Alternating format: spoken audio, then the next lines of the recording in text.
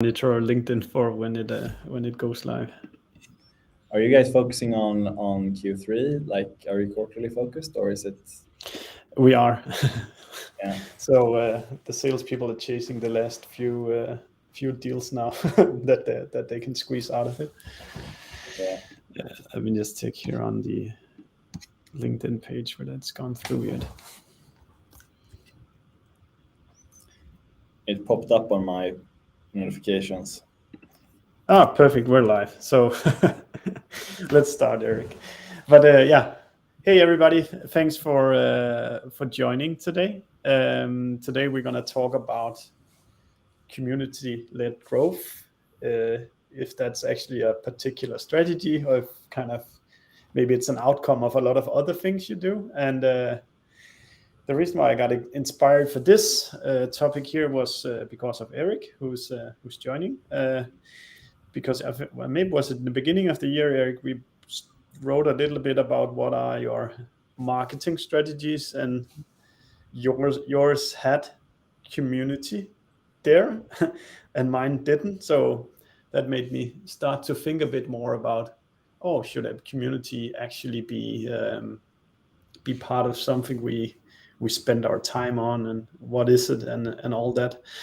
But just before I hand it over to you, Erik, then I just wanted to, for people who are listening in, just treat this as a conversation that you're a part of. So if you have any questions you want to ask, you can just write it in the comment field, and me and Erik will pull them in and talk through them. But Erik, maybe you can just do a quick intro to yourself and let the people know who you are. Yeah, good stuff. So I'm Erik Holm, based out of Stockholm. I'm actually the CFO at Planhat. That's my normal job. I'm very involved in our marketing as well, and I've been with the company for some years. So as one of the first non-tech people in the company, you kind of do a bit of everything. And I have a background prior to Planhat, I worked with software investments and worked on some of the topics we're talking about today with some of the companies that we worked with. And obviously, as part of my prior life, spent a lot of time on the topics around net retention and driving customer lifetime value, because we realized that if we could increase retention and lifetime value, we would get a higher multiple, and we would make more money in the end. And that is obviously very closely related to working with your customers and driving more value and growing that way. Yeah, I think this is already this interesting things here. First of all, the CFO that does marketing as well. I don't think you see that in all companies.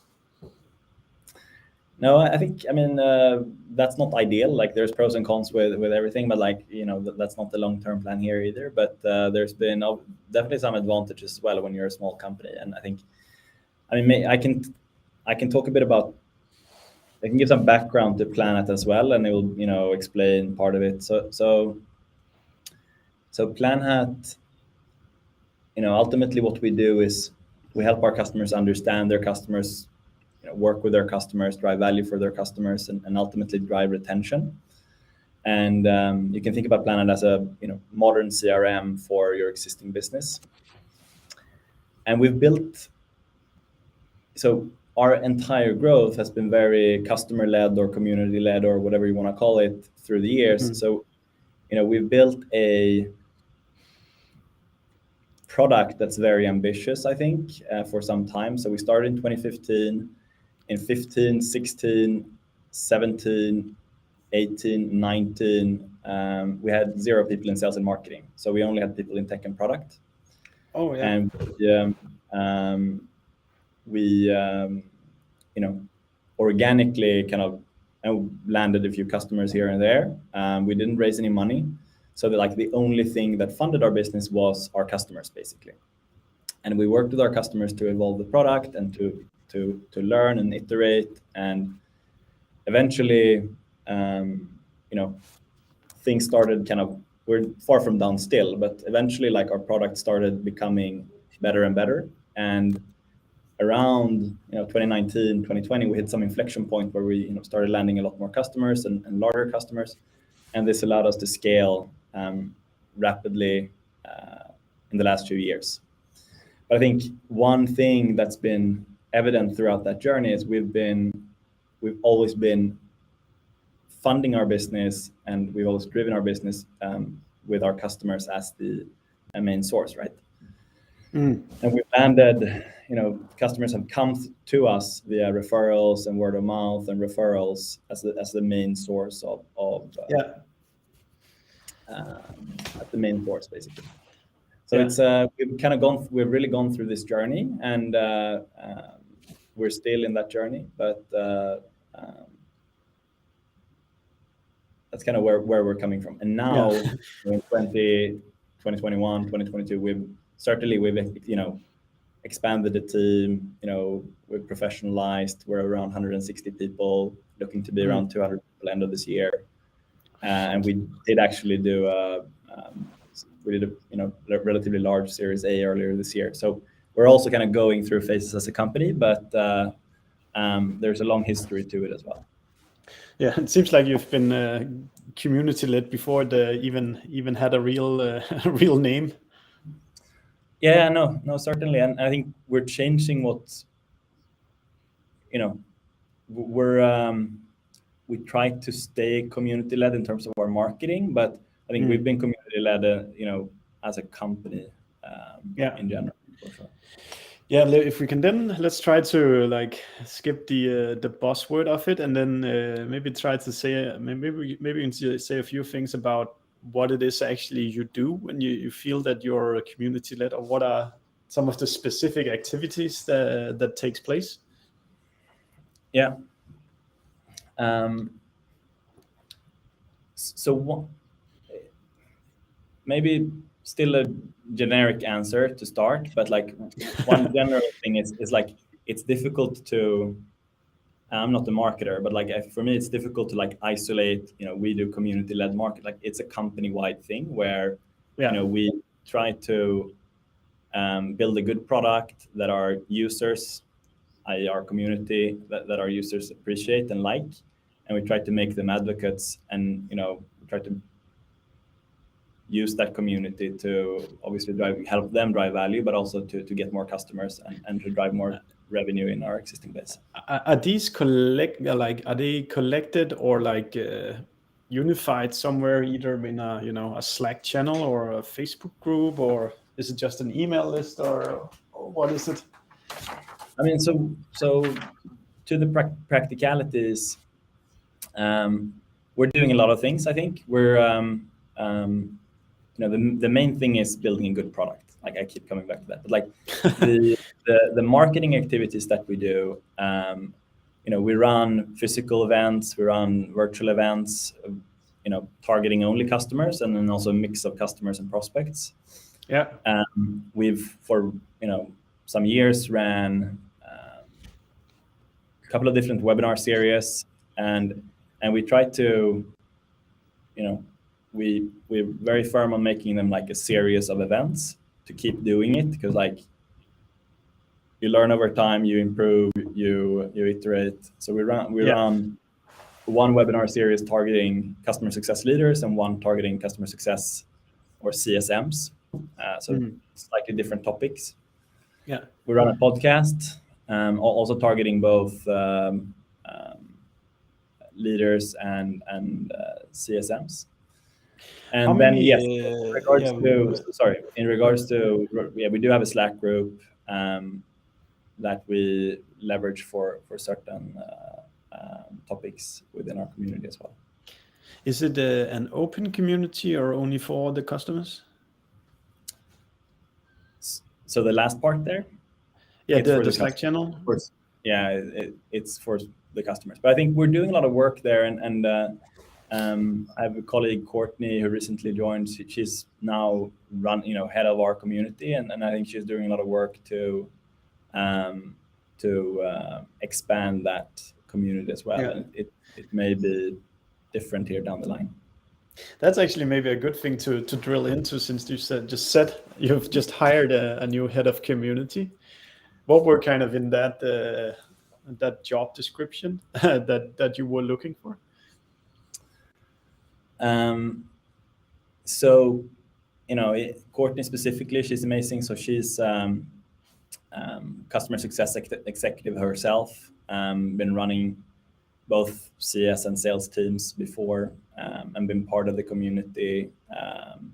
So, the specific requirements here is to actually, we're hiring people that have the domain knowledge, that have done the job themselves before, but that really, like and are capable to engage with the community. So that is like about the role. I can tell you a bit about the structure that we have as well. So the way we're now structuring our marketing team is we have two main pillars. So community pillar and a community marketing pillar and a product marketing pillar. They're kind of the two pillars that are setting the agenda and the strategy for our marketing efforts. Obviously, the product marketing team, they're visionary in regards to where our product is going, how we're thinking about things, and they're under the product team still, but obviously working closely with marketing. And the community marketing team, they're obviously the lens to the market, and for us, the community will includes the customer success community, the SaaS community, and potentially other communities as well where Planhat is relevant, because we're selling to a few different personas ultimately. Yeah. And then the kind of traditional marketing pillars, content marketing, growth marketing, and brand, these things, they're we call them like the support pillars it's like the baseline to support the community and product marketing. I was just about to ask where the marketing spend was sitting then. Or the ad spend, Erik, to be more specifically then. Yeah, so that is in the growth marketing pillar, which is a support pillar to the product and community marketing pillar. And the way we think about it is that these support pillars, they're helping with, first of all, delivery of the top pillars, but also then distribution. So help create content, help help create messages that the community marketing team finds relevant, and then the growth marketing team obviously helps with the distribution, whatever that means. Yeah, it's so interesting, and I think it's unusual for a lot of companies to take this approach. And even from my own world perspective is kind of how I'll turn the light on. Sorry. Yeah.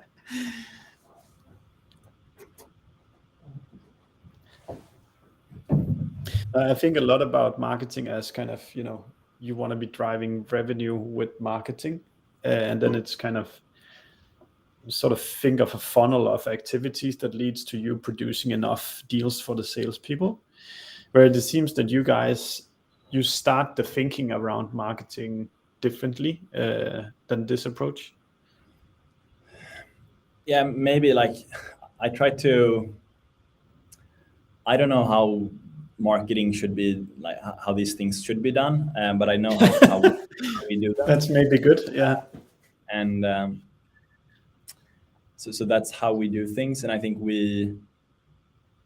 it's also very difficult to isolate these things. So when I was thinking about some of these topics earlier before this session, I was thinking about, okay, we do a lot of work to have a good presence on G2, for example. And it turns out that obviously,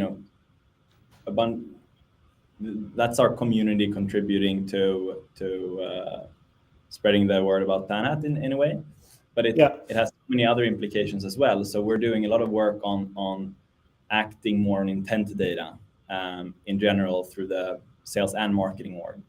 And G2 is an amazing source for that work. So G2 is creating a lot of sending a lot of intent to our sales team as well. So our sales team is acting a lot on the G2 intent.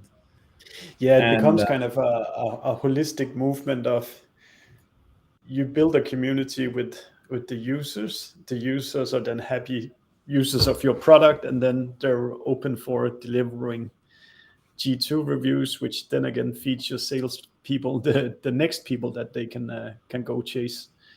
Exactly. And I mean, you do, I guess, like most companies, you do ads and marketing towards companies that have certain intent, as long as they fulfill certain criteria. And so it's like, it doesn't end with the community, but like the community is a very important starting point. Yeah, if we try to, maybe let's just jump into some specific things that we both of our companies do to try to like spark community. Then we can try to share some things that people might go and do themselves. But yeah, again, if you're listening, just write in your questions as well if there's any. I was also researching to this conversation as well, and I found out that actually a lot of the things we do at Dreamdata, it could also be determined as community led, although we like normally think about us as marketing led or like product led. But it seems like there is kind of this focal point around sharing as much information about what you do and trying to educate the people that are in your community, so that kind of you empower them to use your product to get smarter, and then hopefully they tell other people and invite other people into your community. But I don't how do you see this general movement? I think it's in a way what I've said, that it can't be isolated. I think we try to take some inspiration from other companies that seem to have a strong, they seem to be community led in terms of growth. So I think HubSpot is a good example. Some of the more modern companies like Notion, Figma, obviously they've done a fantastic job combining product-led growth with building an insane community, like absolutely insane when it comes to Figma and to some extent Notion as well. Yeah. And but it's it comes back to like, it's not very community-led growth is in a way just a buzzword for focusing on your customers, driving value for your customers, making sure that they become advocates, and if you keep doing that, you will you will get positive momentum, and you will see growth as part of that journey. Yeah. A little bit earlier, you mentioned also that you do events for your customers, where it's like customers only, and this is something we've considered doing as well, but haven't really done. So I'd be curious to hear kind of what are the things you organize in terms of events for your customers? Yeah, so I mean, up until earlier this year, almost everything we did was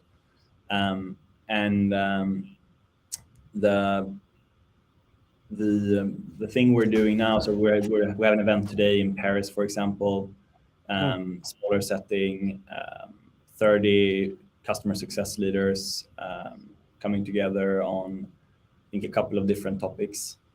Nice. So that we're trying to do a lot of local things. So we do events in around Europe and in select cities in the US as well. Is it with customers, or is it a mix, or is it a new biz sort of? We do both. It's always customer related. So either customers only or a mix of customers and other people in the community. But we try to mix it up, but the good thing is like we obviously repurpose the content, we repurpose the topics that we talk about, and try to scale it that way. Yeah. So somebody physically from your team flies to Paris, books a location, and then gets this mix of CS leaders that are customers and non-customers together. Yeah, exactly. I mean, we have people on the ground in most of these places. Okay. So we haven't talked so much about Planhat, but Planhat as a company, you know, we're a distributed company with people in 25 different countries today. So we have people responsible for select markets around Europe, and we have people across the US as well. So we're able to cover it that way, but obviously there's a bunch of traveling associated with this as well. Do you like hand over the lead list then to the salespeople after an event like this, or do you kind of leave them alone afterwards? I mean, we certainly allow our salespeople to engage with these leads, but typically sales is part of this, so it's not really a thing. So, you know, today the event we're hosting in Paris is hosted by Benoit, who's responsible for the French market, and he's in sales. Okay. We, you know, the line between what is marketing and what is community and what is sales is for us still very blurry. But we're not, you know, we're not a huge company, so we can do it that way for some time. I think it's probably also good that it's not blurry, so you ensure that that maybe there's a revenue component to all the marketing activities as well. Yeah, and probably would also be great to have product people present and listen to the ideas that the people who are there come up with. Yeah, I mean, definitely. I think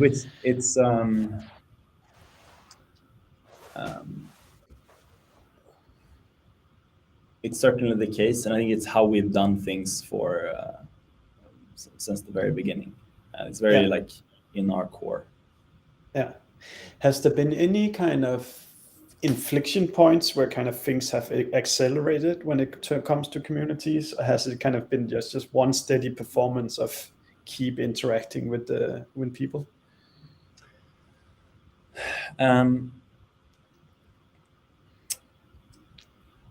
So I would say that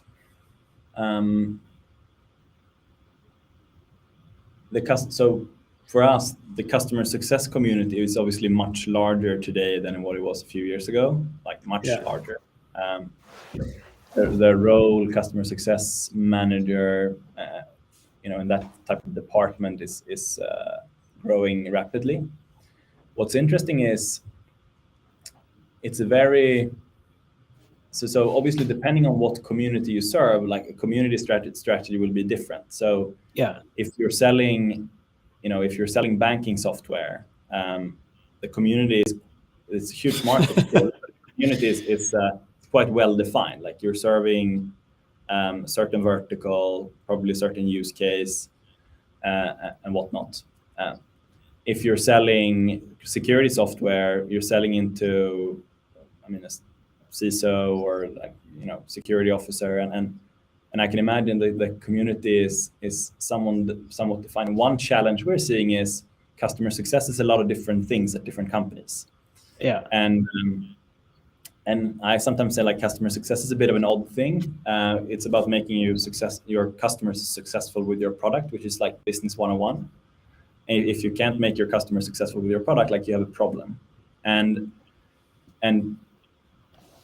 you know, again, it's very different. So if you go speak to like 10 different customer success leaders, like you ask them like, what do you do on a daily basis? They will tell you 10 different things.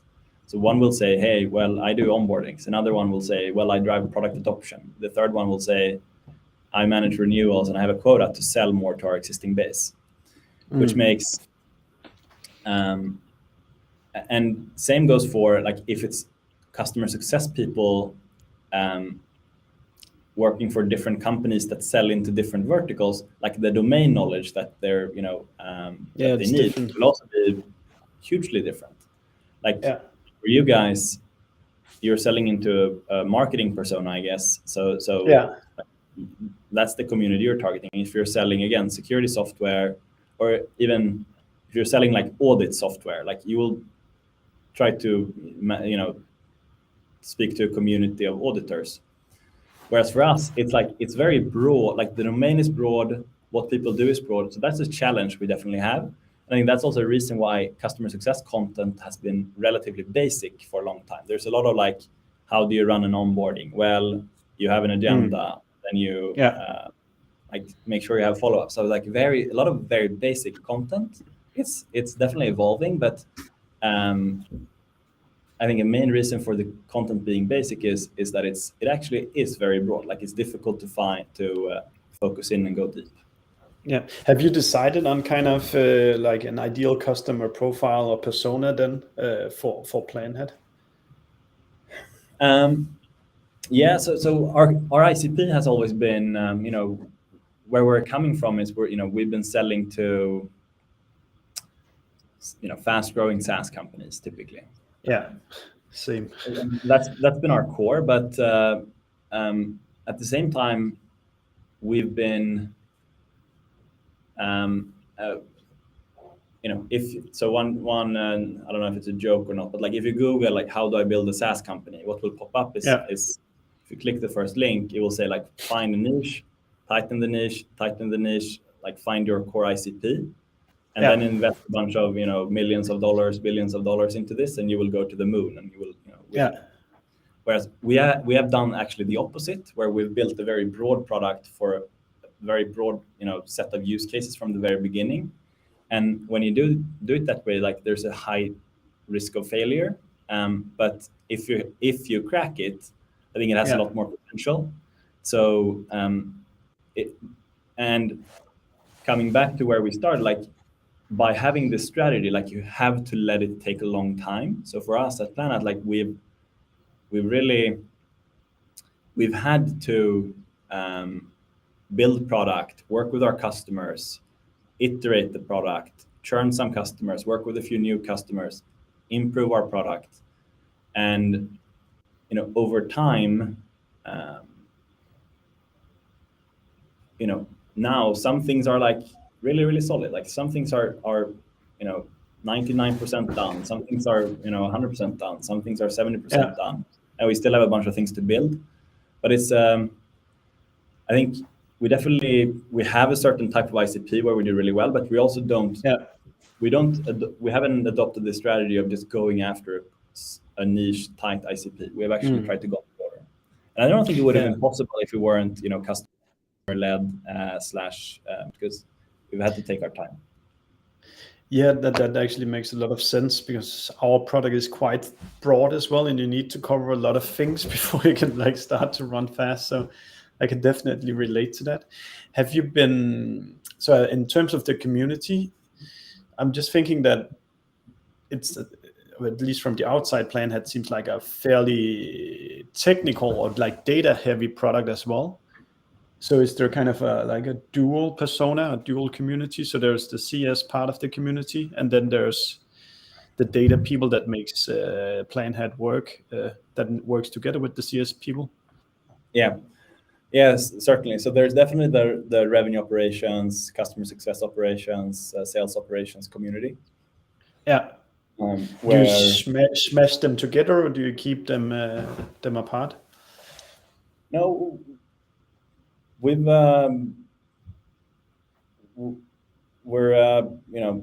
now probably keeping them to some extent apart. We're trying to contribute and add value to the RevOps community separately. I think this is also one community that is growing very quickly, changing a lot day by day or month by month. But then you can say that is the problem with the broad approach, that then you don't say the same thing to a CS person as you say to the RevOps person. Or at least in our case, you don't say the same thing to the marketer as you say to the data engineer. Which I don't know if you have to choose between them or you can actually please both at the same time.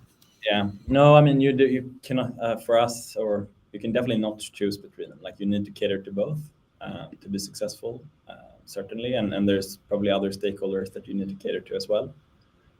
But and I think for us, to my point earlier, like our challenge is that you don't even speak to the same CS people the same way, given that some of them are doing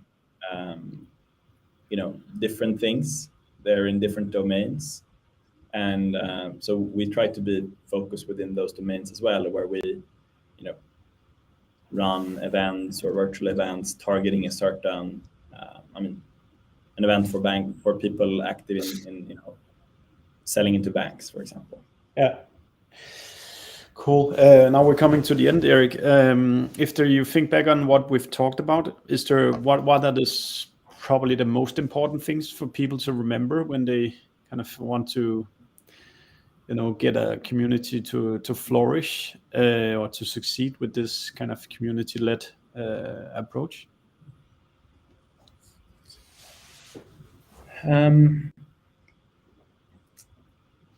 So there's probably a bunch of things that are like difficult to execute on if building a good product, like these things that exactly.